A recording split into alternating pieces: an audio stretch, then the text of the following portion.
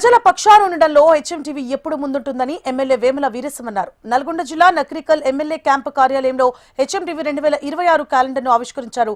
HMTV ప్రజలకు ప్రభుత్వానికి మధ్య వారధిగా ఉంటుందన్నారు.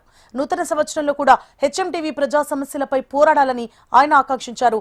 హెచ్ఎంటీవీ యాజమాన్యానికి ప్రజలకు ముందస్తుగా సంక్రాంతి శుభాకాంక్షలు తెలిపారు.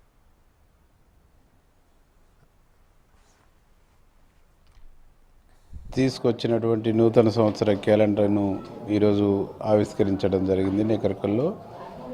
ఈ సందర్భంగా హెచ్ఎంటీవీ యాజమాన్యానికి, హెచ్ఎంటీవీ స్టాఫర్స్కు, హెచ్ఎంటీవీ యాంకర్స్కు, రిపోర్టర్స్ అందరికీ పేరు పేరున నూతన సంవత్సర శుభాకాంక్షలు తెలియజేస్తూ, ఈ కొత్త సంవత్సరంలో కూడా ప్రభుత్వానికి, ప్రజలకు